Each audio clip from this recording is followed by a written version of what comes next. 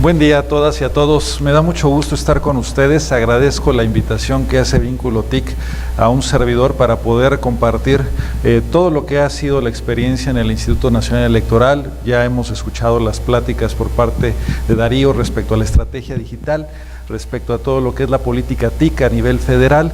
En este sentido, pues también el contexto del Instituto Nacional Electoral es bajo la situación de un organismo autónomo, un organismo que finalmente bajo la Constitución le da atribuciones para poder llevar a cabo diversas funciones. Ya comentaba básicamente cuáles son mi experiencia a lo largo del Instituto Nacional Electoral, del Instituto Federal Electoral. Aquí dejo los datos para que ustedes puedan contactarme en cualquier momento, haciendo uso de las tecnologías, el QR que pueden, además de utilizar su teléfono para el Pokémon, pueden escanear básicamente los códigos para poder tener la información, lo que nos da la ventaja de la tecnología. Creo que para poder entrar en contexto de lo que es la parte informática de las políticas TIC en el Instituto Nacional Electoral, hay que entender qué hace el INE. Y bueno, el INE tiene muchas funciones. De hecho, es una institución relativamente joven en cuanto a su nombre, ¿sí?, pero no relativamente joven en cuanto a sus funciones. El Instituto Nacional Electoral tiene atribuciones que en dado momento tenía el Instituto Federal Electoral. De hecho, organizamos elecciones, llevamos a cabo toda la credencialización de los ciudadanos. En este caso también estamos llevando a cabo todo lo que es la organización con los organismos públicos locales, lo que es el seguimiento a candidatos, la capacitación ciudadana, la educación cívica, lo que es administración de los tiempos del Estado. Hay una serie de funciones que tiene el INE. ¿Qué fue lo que sucedió básicamente con el IFE? El IFE pues era la institución que se encargaba de las elecciones federales, únicamente de lo que era presidentes, senadores, diputados y además de ciertas atribuciones de carácter federal. Con la reforma constitucional al IFE se le dan atribuciones, en total se le dan 74 atribuciones adicionales. Y estas 74 atribuciones adicionales pues dan lo que hoy conocemos como el Instituto Nacional Electoral. Es decir, no fue un cambio nada más de una F a una N, sino también una serie de atribuciones y cada una de ellas con impactos en diferentes rubros dentro de la organización. ¿Cómo ha sido la evolución de TIC en el INE? Esta evolución pues conlleva muchos aspectos. Creo que hay que entender la historia de cómo hemos venido básicamente desde los principios que tenía el Instituto Federal Electoral hasta lo que hoy es el INE, y bajo este contexto entender cómo han evolucionado las políticas de TIC en la materia. Aquí quiero hacer un recuento básicamente de las actividades que hemos tenido a lo largo de los años y empiezo en 1997, no me voy a 1991 cuando fue creado el Instituto Federal Electoral, me voy a 1997 porque es cuando se empiezan a bosquejar las primeras consideraciones en cuanto a política de TIC. ¿Qué pasa en este año? Por parte del Consejo General se ve la necesidad de empezar a transparentar el instituto. Y esto es a través del programa de resultados electorales preliminares. Recordemos que en aquella ocasión, en 1997, se eligió al jefe de gobierno de la Ciudad de México. Para esto, el Consejo General tomó la decisión en aquel entonces de transparentar lo más posible esta elección y acudió al programa de resultados electorales preliminares. Una primer política tuvo que ver con la situación de transparencia. Entonces, en este año es cuando sale un PREP a través de Internet. El equipo que se integró tuvo la encomienda de poder en dado momento poner a disposición de los ciudadanos resultados preliminares de la elección a nivel casilla, de manera desagregada, no nada más el resumen de la votación, sino también el resultado acta por acta de la elección para que los ciudadanos pudieran consultar cuál había sido el resultado en sus casillas. Esa fue una primer política relacionada con TIC que se dio en el Instituto Federal Electoral. Viendo esto, pues en aquel entonces no había una unidad de informática. De hecho, lo que existía en aquel entonces en el Instituto Federal Electoral era una red con 17 centros de cómputo única y exclusivamente para mantener el padrón electoral, el padrón federal que se estaba conformando a lo largo del inicio del Instituto Federal Electoral. Estos 17 centros de cómputo estaban conectados a través de una red y esa red única y exclusivamente servía a los fines del padrón electoral. Por ahí no circulaba correo electrónico, por ahí no circulaba información respecto a sistemas administrativos, no se compartían archivos. De la misma forma, en el ámbito administrativo había una pequeña red a nivel central para mantener lo que era la nómina y todo lo que eran los estados de cuenta. Y de manera desconcentrada en nuestros 332 órganos delegacionales había alguna computadora donde finalmente el personal administrativo llevaba todo lo que era la parte de contabilidad, personal y similar. No había en aquel entonces una homogeneidad en materia de tecnologías de la información y comunicaciones, no había políticas realmente establecidas. Al ver que en 1997 el PREP funcionó y funcionó bien, y ya se estaba vislumbrando las ventajas de Internet, hubo la necesidad de crear la Unidad Técnica de Servicios de Informática, que en su momento fue un órgano que empezó con la rectoría en materia de TIC. Efectivamente, pues hubo que romper con diversas inercias, porque había áreas ya de TIC, había personas que en dado momento manejaban algunos sistemas y al ver esta unidad dijeron, si ya estoy haciendo las cosas bien, ¿para qué me traen a alguien más? Entonces hubo que hacer una primera labor de rectoría, de empezar a tratar de integrar a todas las áreas, todos los esfuerzos que había en materia de TIC. Entonces se crea esta unidad en 1998 también con vistas a la elección del 2000, la elección presidencial. En el 2000 lo que se hace por primera vez en el Instituto Federal Electoral es poner una red nacional de informática, dadas las virtudes que se dio en cuanto a la red local que se puso en oficinas centrales, entonces se da la encomienda a esta unidad de establecer una red informática a nivel nacional. Y estoy hablando de tecnologías vía módem, frame relay, que bueno, ahorita ya no son pensables en la actualidad, y también establecer los primeros sistemas informáticos, sistemas para poder dar seguimiento a la jornada electoral, para poder llevar todo el seguimiento al proceso electoral. Un proceso electoral generalmente empieza en octubre y termina cuando el tribunal da la última definición respecto a los cargos de elección que se están o se concursaron. Un proceso electoral conlleva muchísimas actividades, desde el registro de observadores electorales, lo que es el reclutamiento de personal de apoyo para poder llevar a cabo la capacitación ciudadana. En este sentido, la capacitación ciudadana tiene que ver con la integración de las mesas directivas de casilla, que son finalmente los órganos que van a llevar a cabo la elección el día de la jornada electoral en sus colonias. En ese sentido, la unidad tuvo la encomienda de implementar estos sistemas y ahí empieza la necesidad de establecer políticas. ¿Qué fue lo que pasó? Que pues muchas de las personas, muchas de nuestras autoridades a nivel desconcentrado, pues ya sabían cómo hacer su trabajo en papel, ya sabían cómo llevar a cabo sus procedimientos sin computadoras. La verdad es que hubo muchísima resistencia para poder integrar todo lo que era el ámbito de comunicaciones, las computadoras, a la vida cotidiana del Instituto Federal Electoral. De hecho, por parte del Consejo hubo el respaldo de poder llevar a cabo esto y finalmente se llevó a cabo como una instrucción el poder implementar un sistema como es el Sistema de Información de la Jornada Electoral, que lleva el seguimiento de la instalación de las casillas el día como tal. Anteriormente esto se llevaba a través de faxes, la gente lo hacía muy bien a través de faxes, pero no tenía el detalle de lo que pasaba en las casillas. Había gente que se encargaba de recolectar estos documentos y dar un resumen de la situación que había de las casillas a nivel nacional. Ese día, el día de la elección del 2000, por primera vez en el Instituto Federal Electoral, tuve la oportunidad de ver qué era lo que estaba pasando en cada casilla, por los datos que a través de los sistemas se iban inyectando al sistema y que se ponían a disposición a nivel nacional. Podían en dado momento ver cuál era la situación que se estaba presentando, si ya se había instalado, si no se había instalado y por qué no se había instalado. Entonces, aquí también hubo la necesidad de poner las primeras políticas en materia de TIC, empezar a regular los servicios, empezar a decir cómo se iban a utilizar y de alguna manera el crecimiento que se iba a dar en la materia. Algo muy importante es que las políticas de TIC en el Instituto Federal Electoral, por las características propias de la institución, se han dado en un marco en el cual el legislativo a veces nos pone la pauta. Recordemos la elección del 2006, que fue una elección bastante cerrada, donde hubo mucha polémica respecto a la situación de los resultados electorales. respecto a los procedimientos que se llevaban a cabo.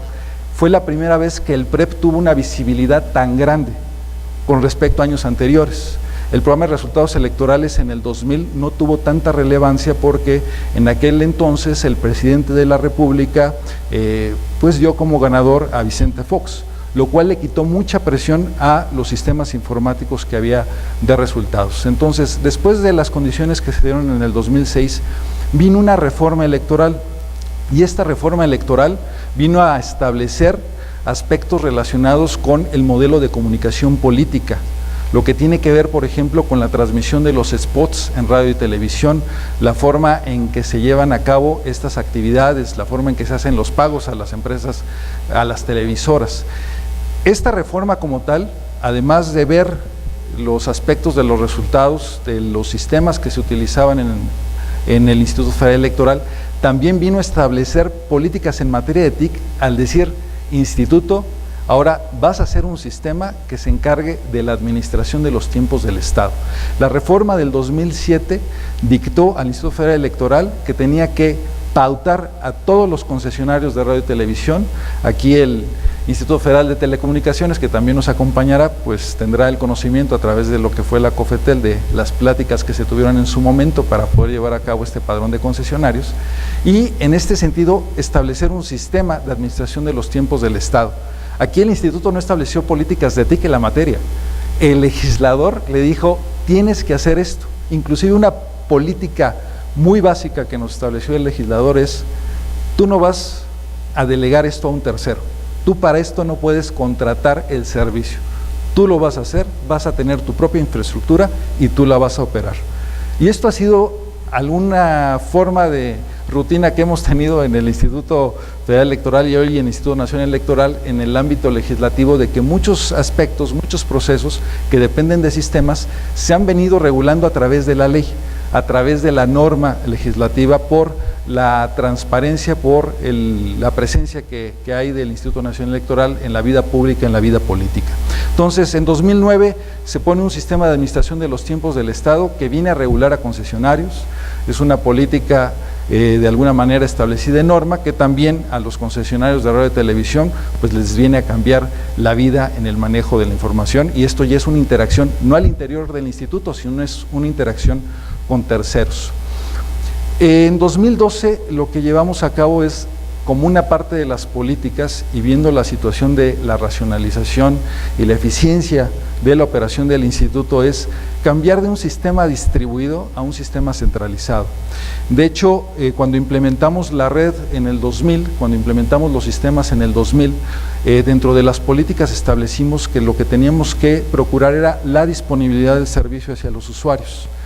Y en aquel entonces los enlaces de comunicaciones pues no eran muy grandes para poder transmitir los datos que se necesitaban para poder llevar a cabo el seguimiento de la operación institucional, la operación de los módulos de atención ciudadana. En este sentido, lo que se estableció es que, dado que las telecomunicaciones tuvieron un gran avance, se determinó cambiar de un esquema distribuido donde teníamos servidores en cada uno de nuestros órganos delegacionales. Estoy hablando de 332 órganos delegacionales, en cada uno de ellos un servidor donde el personal ahí capturaba, ahí consultaba la información y hacíamos una consolidación de todos los datos, ¿sí?, para poder de alguna manera tener reportes centrales, y esta consolidación se hacía de manera periódica, una vez al día, una vez a la semana, dependiendo de la disponibilidad. Esto conllevaba ciertas situaciones en oportunidad de la información. Al tener este tipo de esquemas, al pasar a sistemas centralizados, pues nosotros lo que vimos era la necesidad de poder en dado momento tener mayor control, dado que teníamos una distribución muy grande y que también teníamos que estar haciendo erogaciones bastante considerables cada 3 años en infraestructura de procesamiento, de almacenamiento en 332 minicentros de cómputo. Vimos la necesidad de ir consolidando toda esta infraestructura, y por eso es que pasamos de sistemas descentralizados a sistemas completamente centralizados, aprovechando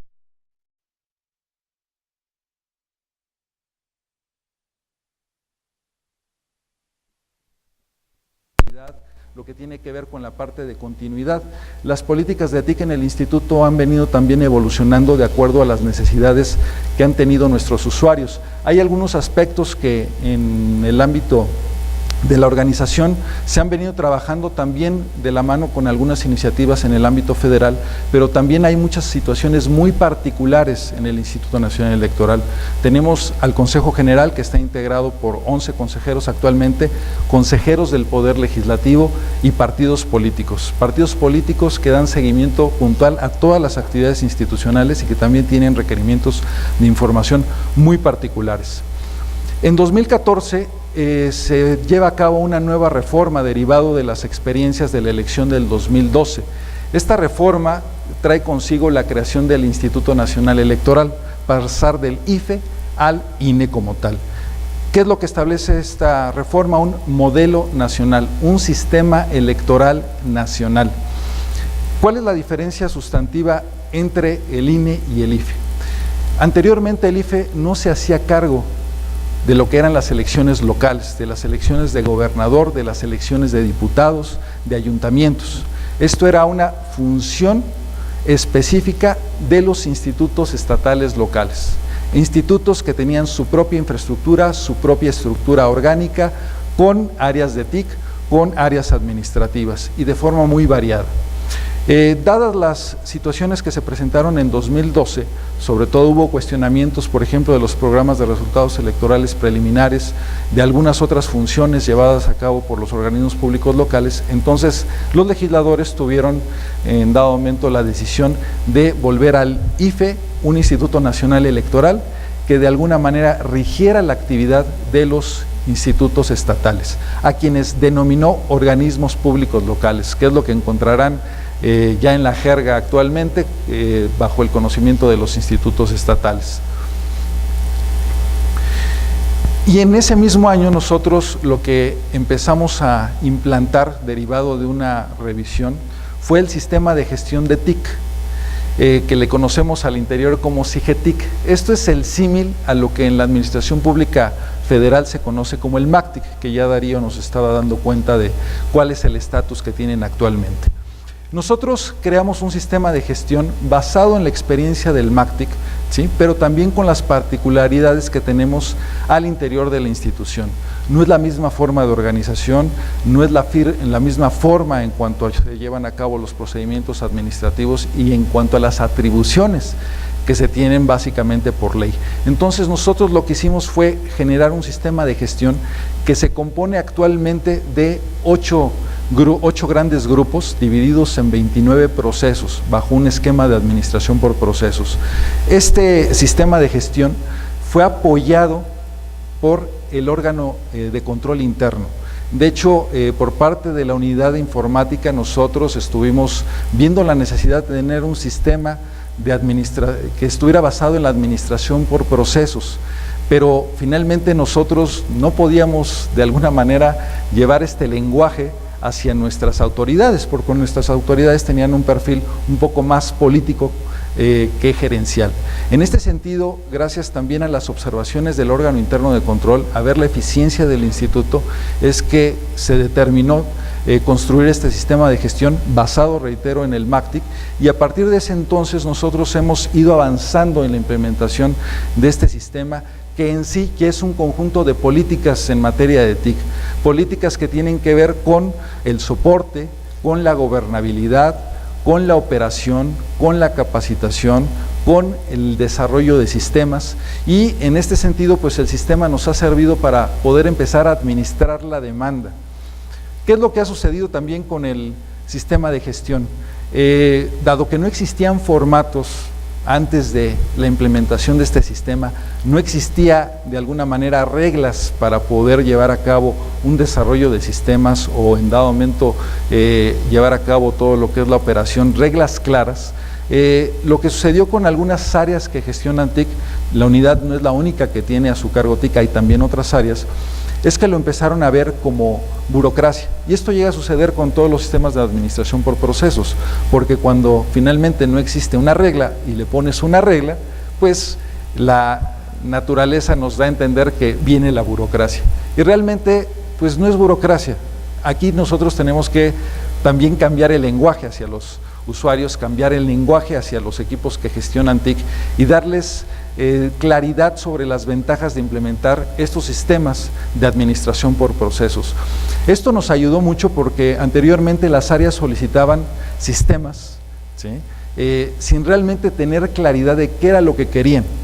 En algunas ocasiones nosotros nos sentábamos con ellas y lo que sucedía es que veíamos su proceso, que no estaba optimizado, y lo que resultaba es que querían un sistema, pero para sistematizar el caos. O sea, básicamente querían pasar sus formatos de papel a una pantalla en computadora, con los mismos campos, con las mismas actividades, imprimiendo los formatos nuevamente una vez que se llenaban en computadora. Entonces nosotros, a través de este sistema de gestión y al empezar a hacer un levantamiento formal de los servicios, empezar a orientar al usuario de cuál era el alcance, cuáles iban a ser los beneficios, qué es lo que iba a optimizar, es que empezamos a poder cambiar la cultura al interior de la institución con nuestros usuarios para que pudieran aterrizar claramente sus necesidades, ver que efectivamente el sistema iba a tener beneficios en la operación y en este sentido poder empezar a avanzar.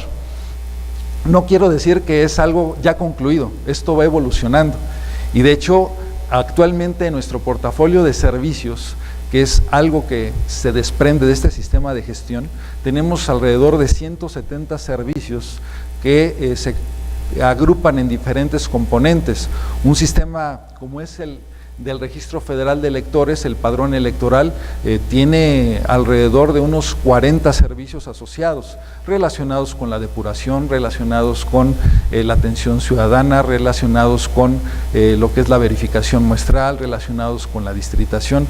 Entonces, en ese sentido, pues sí, son muchos servicios asociados a sistemas, que en este caso a través de un portafolio de servicios, donde nosotros ya tenemos la claridad de cuál es el alcance del servicio, cuáles son sus componentes, cuál es el impacto del servicio, cuál es la infraestructura asociada, pues podemos tener una ruta de monitoreo, de evaluación y en su caso también de planeación de lo que se debe hacer, considerando también los momentos y los tiempos presupuestales. En este sentido también nosotros hemos venido avanzando en este sistema de gestión de tecnologías de la información y comunicaciones en un modelo de madurez y partiendo de que no teníamos en su momento sistemas administrados, no teníamos sistemas documentados o procesos documentados. Empezamos en algunos procesos desde cero, desde reconocer que no estaba la documentación o que no había claridad en qué partes tenía cada uno de los procesos. Y a partir de ahí empezamos a construir, empezamos a hacer una matriz donde nosotros dijimos, a ver, este proceso en lo que tiene que ver con gobernabilidad, tiene estos componentes, qué es lo que se hace, qué es lo que no se hace, ok, bajo esos rubros estamos en un nivel N de madurez y tenemos básicamente una estructura que nos marca el sistema de 5 o 6 niveles de madurez que nos permiten evaluación tras evaluación ir viendo cómo vamos avanzando, qué hay que corregir, qué hay que mejorar. Entonces esto es lo que nos ha dado la pauta para poder empezar a de alguna manera establecer políticas más claras hacia los servicios. Nosotros todavía estamos en un proceso de, a partir de ya tener procedimientos, de tener procesos, poder tener una actualización de las políticas de servicio hacia los usuarios, porque no es lo mismo llevar un diagrama de procesos que se trabaja entre las áreas informáticas, entre las áreas técnicas, a lo que es un servicio hacia el usuario. Al usuario no le puedo hablar en diagramas, ya nos decía Darío que ellos trabajaron en infografías para poder concientizar. Nosotros también tenemos que hablarle al usuario en su lenguaje, en la forma en que procesan las cosas y ahí también hemos tenido nosotros una labor básicamente de internarnos claramente al lenguaje de nuestros usuarios. En 2015, el año pasado, a través de lo que fue la reforma también hubo una situación particular. El dictamen de la reforma nos dio la atribución como tal de normar a los organismos públicos locales. Y esta norma fue en diferentes rubros. Anteriormente cada quien hacía sus actas, cada quien hacía sus boletas. A partir de la reforma electoral, el Instituto Nacional Electoral tiene que emitir las reglas de cómo se tienen que elaborar las actas para todas las elecciones, tanto las federales como las locales, cómo se hacen las boletas, pero también cómo se hacen los sistemas.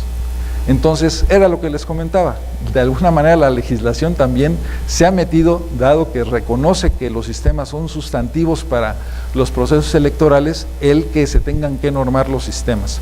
A tal grado que en la Ley General de Instituciones y Procedimientos Electorales se mandató al INE a establecer los lineamientos para los programas de resultados electorales preliminares para todos los organismos públicos locales. Y también, en este sentido, se mandató al Instituto Nacional Electoral a tener un sistema integral de fiscalización. Esto es un referente a nivel internacional, al igual que el sistema de administración de los tiempos del Estado. El sistema integral de fiscalización es para fiscalizar de alguna manera, con el término en tiempo real, a todos los partidos políticos y candidatos y precandidatos que intervienen en un proceso electoral o en una elección para un cargo. Y estoy hablando de todos los cargos a nivel nacional: presidentes, senadores, diputados, gobernadores, ayuntamientos. Entonces, la ley mandató hacer un sistema integral de fiscalización y hubo que hacer reglamentos y políticas para poder llevar a cabo este sistema integral de fiscalización. Anteriormente, ¿cómo se hacía la fiscalización? Se llevaba a cabo la precampaña, se hacía la campaña, había gastos por parte de los candidatos, por parte de los partidos políticos, y estos gastos se reportaban posteriormente. Concluía la elección y posterior a esa elección entonces entraba todo un equipo de auditoría a hacer la fiscalización de todos los gastos de estos sujetos obligados, como les llamamos. Dado que hubo cuestionamientos de si hubo un rebase de gastos de campaña, por qué se mantenía el cargo electo, pues en este sentido los legisladores decidieron en esta reforma constitucional que no se podía el instituto tardar un año en dar un dictamen de fiscalización, que ese dictamen de fiscalización inclusive tenía que ser un insumo para validar una elección, de tal suerte que actualmente, a través de un sistema integral de fiscalización, los sujetos obligados tienen que reportar sus transacciones a más tardar 3 días dentro del sistema, ¿sí? Una vez que se efectuó básicamente la operación, tienen que reportar sus facturas, tienen que meter evidencia, en este caso contratos, fotografías, de todo lo que adquirieron, y el área de fiscalización tiene que tomar esa información, hacer la auditoría y generar dictámenes, de tal suerte que una vez que se concluye la jornada electoral, un dictamen de fiscalización no debe tardar más de 45 días para que se pueda considerar dentro de la ratificación del cargo de elección. Como tal, este sistema involucró generar muchos lineamientos, generó establecer una reglamentación que no se tenía en la materia, y en este sentido pues también nosotros tener que adecuar políticas de TIC que no teníamos. Nuestras políticas de TIC estaban orientadas hacia los usuarios del Instituto Nacional Electoral, el personal interno del Instituto Nacional Electoral.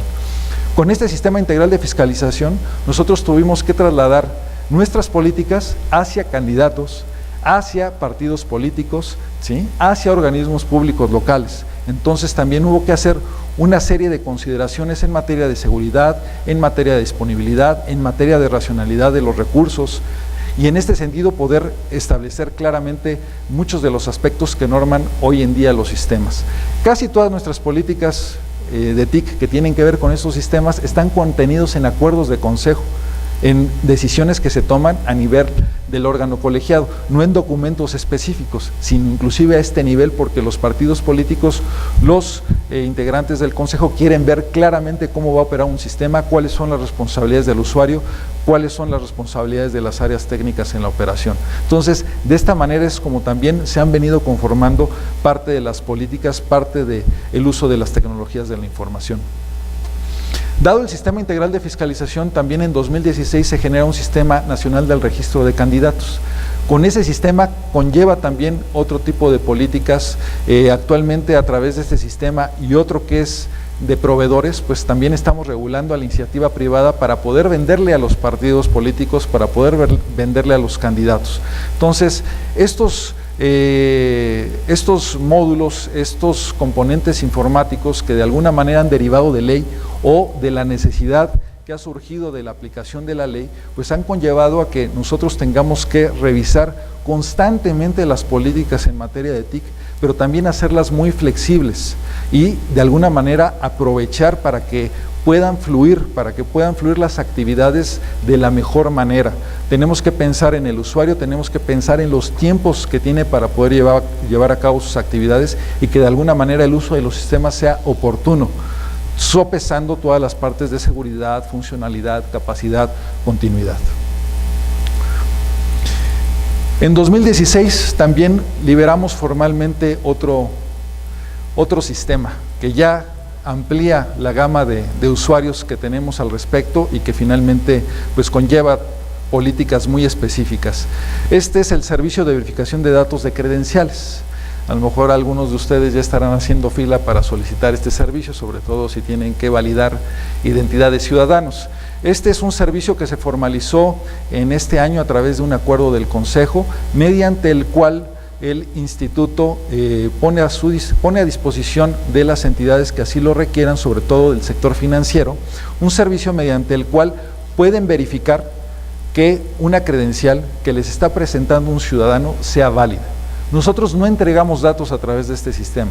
Lo que hace este sistema es que permite que la institución financiera capture los datos de la credencial que se le están presentando y el sistema le diga si existe o no existe esa credencial con todos los datos que se están capturando.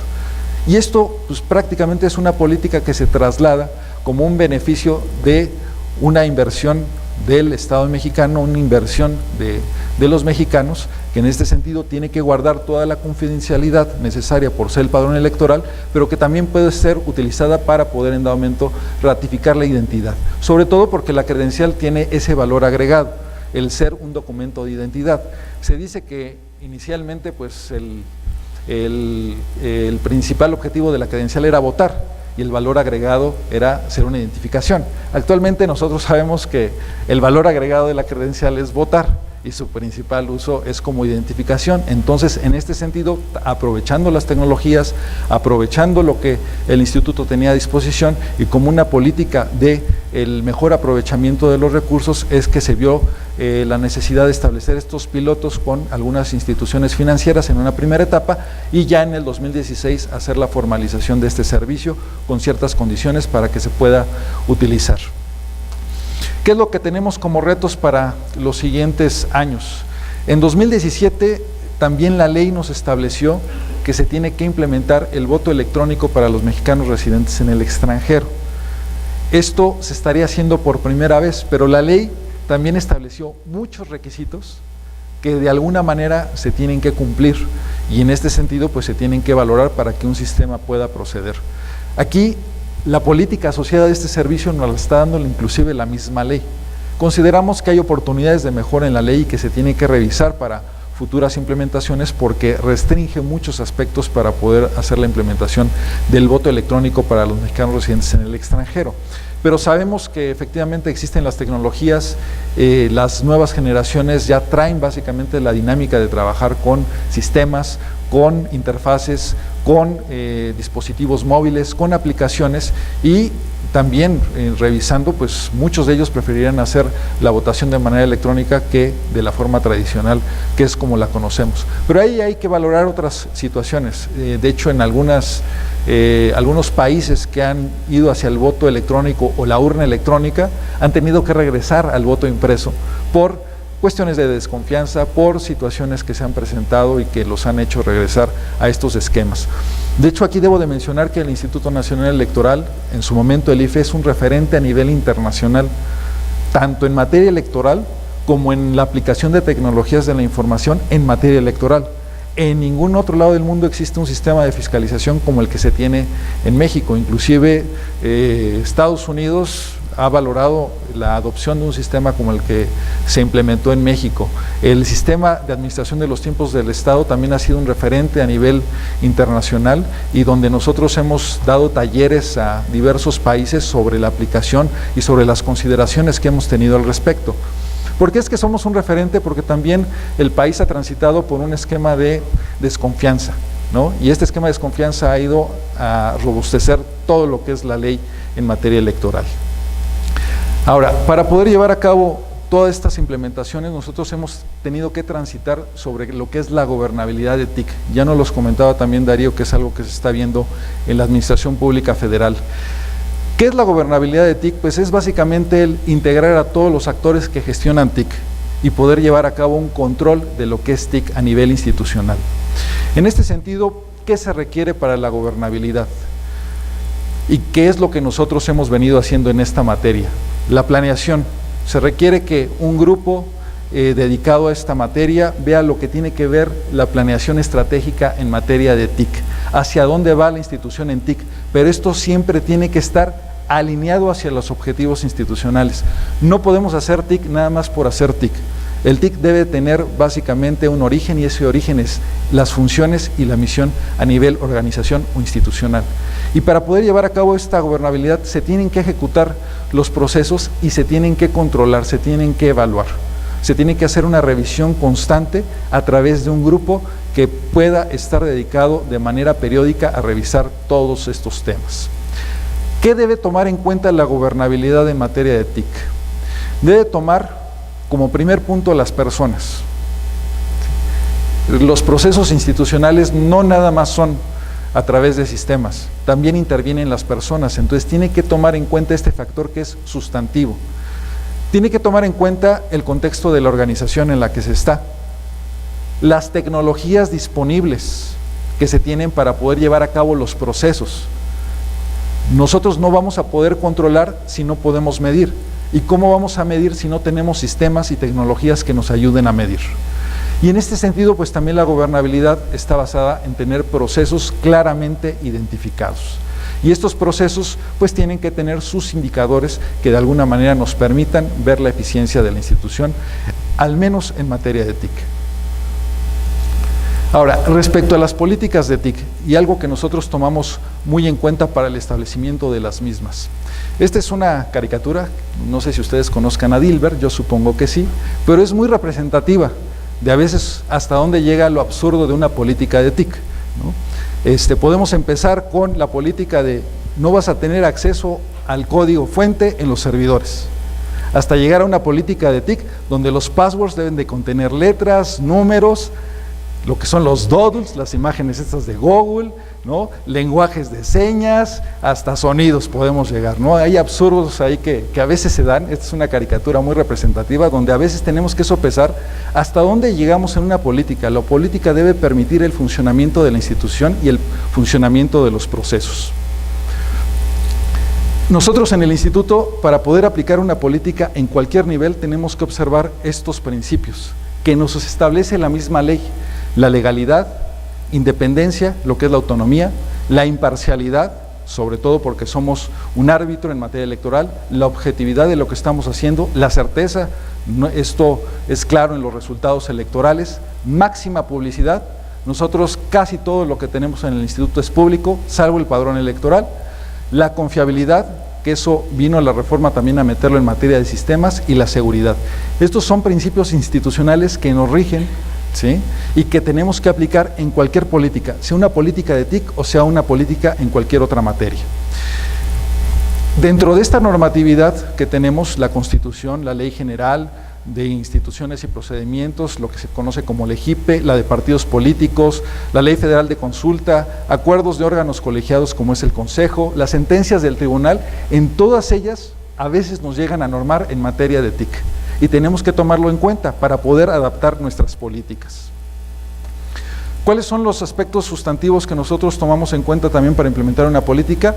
El nivel de confidencialidad de la información, la integridad de los datos, la disponibilidad de los servicios, la experiencia de usuario. Este es un concepto muy importante, que el sistema sea amigable, que sea intuitivo y que sirva al usuario. Pensar en el usuario, no en el técnico. Y la racionalidad en el uso de los recursos. ¿Qué contexto tenemos que tomar en cuenta? Y nosotros, al ser una isla en el Instituto Nacional de Ingenieros, en el instituto vemos un área informática, pero de hecho se comenta que si levantas una piedra aparece un abogado, ¿no? Luego aparece un político y luego aparecen administradores.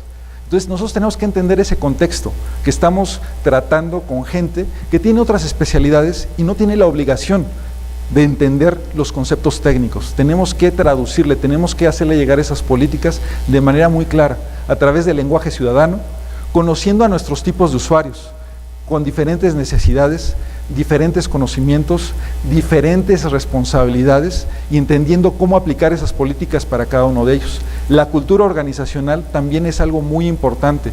Al interior del instituto hay una cultura organizacional en la rama administrativa, pero hay otra cultura organizacional en el servicio profesional electoral que tiene el instituto, que son cerca de 3,000 de los 15,000 empleados que se tienen.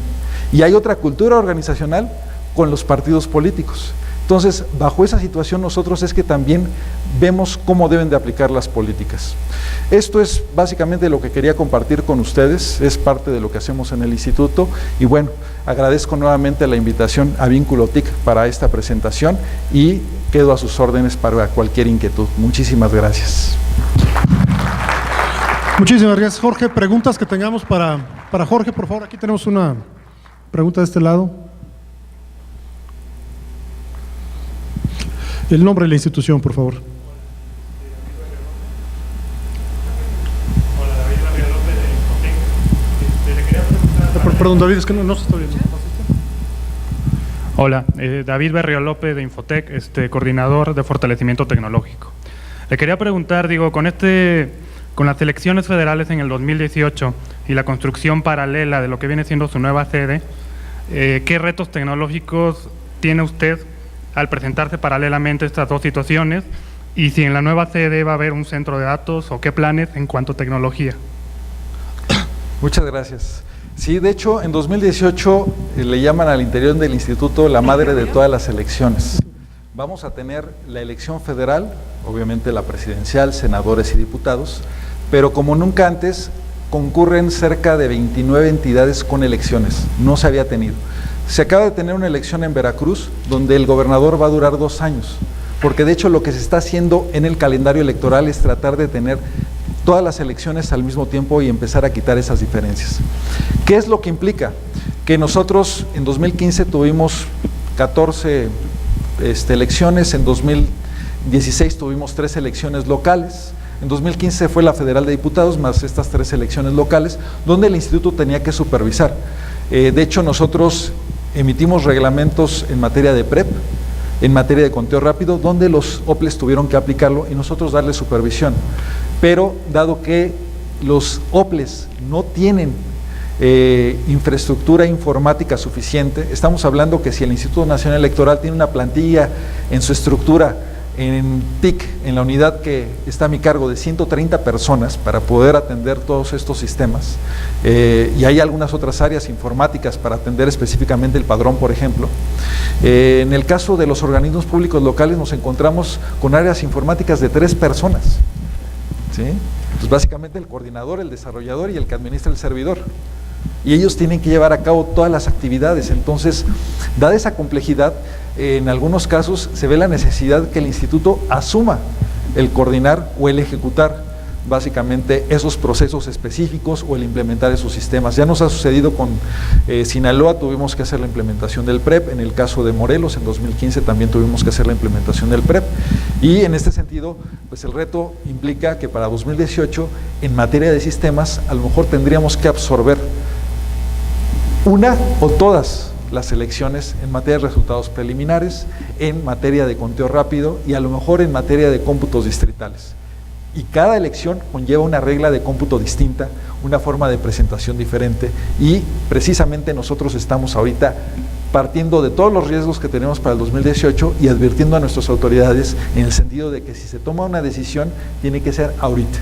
Y tiene que considerarse en aspectos presupuestales y en aspectos de comunicación, porque aquí el PREP, por ejemplo, no es nada más un sistema. El PREP tiene muchas implicaciones logísticas, tiene muchas implicaciones de imagen, sobre todo por la certeza que debe dar y la continuidad que debe dar. También eso se refleja en conteo rápido, se refleja en cómputos distritales, que son cosas que todavía quedan del lado de los organismos públicos locales.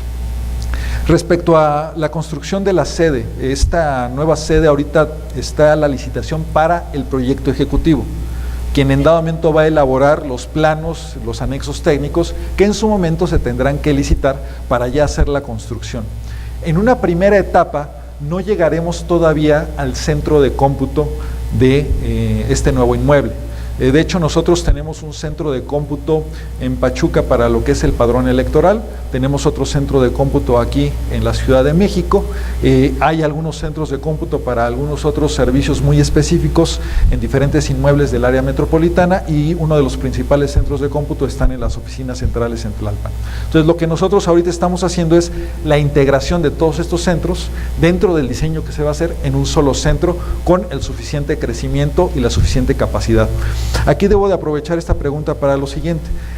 El instituto y sobre todo los actores políticos son muy celosos que un tercero administre los sistemas o implemente los sistemas. Cuando hablamos de esquemas de outsourcing, la verdad es que no es un lenguaje que se utilice mucho dentro del instituto, en esquemas de servicios terciados para poder tener un hosting, poder tener en dado momento servidores, aplicaciones terciadas o fábricas de software.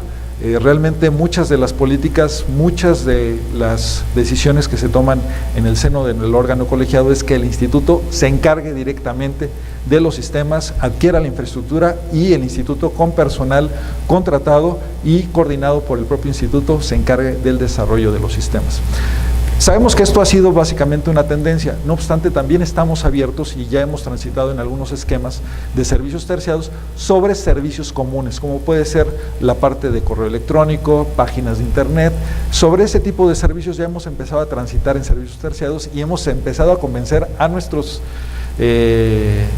autoridades de que también son servicios que pueden funcionar, ¿sí? Partiendo de aquellos que efectivamente no podemos pensar que el padrón sea un servicio terciado. Ahí simplemente la imagen de confidencialidad es básica. Entonces, en este sentido, sí nosotros estamos considerando integrar todos los centros que están en el área metropolitana en un solo centro, en este nuevo inmueble, y esto quedará en una segunda etapa posiblemente entre 2019 y 2020. En 2018 llegaremos a lo que es los cimientos del nuevo inmueble, y esto conlleva pues básicamente el poder empezar a dejar de pagar rentas que son amplias, las que paga el Instituto Nacional Electoral en términos de inmuebles, para que en un mediano o largo plazo se pueda amortizar básicamente esto a través de la inversión en infraestructura y en este caso en aspectos inmobiliarios. Muy bien, Jorge, muchísimas gracias. Bueno, de hecho tenemos la mesa redonda en un par de horas y seguramente habrá más cuestiones que Jorge pueda cubrir en conjunto con el Instituto Federal de Telecomunicaciones y el Gobierno de la Ciudad de México. Muchísimas gracias. Un aplauso, por favor, para Jorge. Muchas gracias. Relacionada con TIC que se dio en el Instituto Federal Electoral. Viendo esto, pues en aquel entonces no había una unidad de informática. De hecho, lo que existía en aquel entonces en el Instituto Federal Electoral era una red con 17 centros de cómputo única y exclusivamente para mantener el padrón electoral, el padrón federal que se estaba conformando a lo largo del inicio del Instituto Federal Electoral. Estos 17 centros de cómputo estaban conectados a través de una red y esa red única y exclusivamente servía a los fines del padrón electoral. Por ahí no circulaba correo electrónico, por ahí no circulaba información respecto a sistemas administrativos, no se compartían archivos. De la misma forma, en el ámbito administrativo había una pequeña red a nivel central para mantener lo que era la nómina y todo lo que eran los estados de cuenta, y de manera desconcentrada en nuestros 332 órganos delegacionales había alguna computadora donde finalmente el personal administrativo llevaba todo lo que era la parte de contabilidad, personal y similar. No había en aquel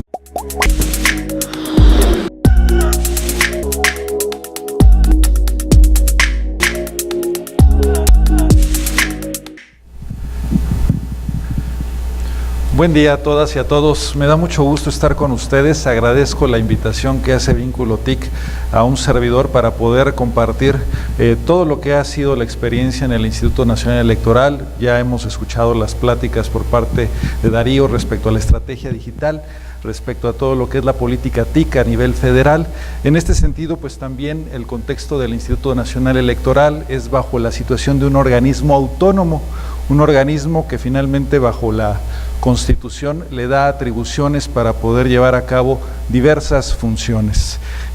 Ya comentaba básicamente cuáles son mi experiencia a lo largo del Instituto Nacional Electoral, del Instituto Federal Electoral. Aquí dejo los datos para que ustedes puedan contactarme en cualquier momento, haciendo uso de las tecnologías, el QR que pueden además de utilizar su teléfono para el Pokémon, pueden escanear básicamente los códigos para poder tener la información, lo que nos da la ventaja de la tecnología.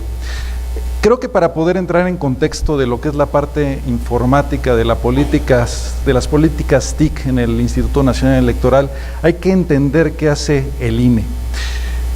Y bueno, el INE tiene muchas funciones, de hecho es una institución relativamente joven en cuanto a su nombre, ¿sí? Pero no relativamente joven en cuanto a sus funciones. El Instituto Nacional Electoral tiene atribuciones que en dado momento tenía el Instituto Federal Electoral. De hecho, organizamos elecciones, llevamos a cabo toda la credencialización de los ciudadanos. En este caso también estamos llevando a cabo todo lo que es la organización con los organismos públicos locales, lo que es el seguimiento a candidatos, la capacitación ciudadana, la educación cívica, lo que es administración de los tiempos del Estado. Hay una serie de funciones que tiene el INE. ¿Qué fue lo que sucedió básicamente con el IFE? El IFE pues era la institución que se encargaba de las elecciones federales, únicamente en 1997, porque es cuando se empiezan a bosquejar las primeras consideraciones en cuanto a política de TIC. ¿Qué pasa en este año? Por parte del Consejo General se ve la necesidad de empezar a transparentar el instituto. Y esto es a través del programa de resultados electorales preliminares. Recordemos que en aquella ocasión, en 1997, se eligió al jefe de gobierno de la Ciudad de México. Para esto, el Consejo General tomó la decisión en aquel entonces de transparentar lo más posible esta elección y acudió al programa de resultados electorales preliminares. Una primer política tuvo que ver con la situación de transparencia. Entonces, en este año es cuando sale un PREP a través de Internet. El equipo que se integró tuvo la encomienda de poder en dado momento poner a disposición de los ciudadanos resultados preliminares de la elección a nivel casilla, de manera desagregada, no nada más el resumen de la votación, sino también el resultado acta por acta de la elección para que los ciudadanos pudieran consultar cuál había sido el resultado en sus casillas. Esa fue una primer política relevante de lo que era presidentes, senadores, diputados y además de ciertas atribuciones de carácter federal. Con la reforma constitucional, al IFE se le dan atribuciones, en total se le dan 74 atribuciones adicionales, y estas 74 atribuciones adicionales pues dan lo que hoy conocemos como el Instituto Nacional Electoral, es decir, no fue un cambio nada más de una F a una N, sino también una serie de atribuciones y cada una de ellas con impactos en diferentes rubros dentro de la organización. ¿Cómo ha sido la evolución de TIC en el INE? Esta evolución pues conlleva muchos aspectos. Creo que hay que entender la historia de cómo hemos venido básicamente desde los principios que tenía el Instituto Federal Electoral hasta lo que hoy es el INE, y bajo este contexto entender cómo han evolucionado las políticas de TIC en la materia. Aquí quiero hacer un recuento básicamente de las actividades que hemos tenido a lo largo de los años, y empiezo en 1997, no me voy a 1991 cuando fue creado el Instituto Federal Electoral, me voy a 1997.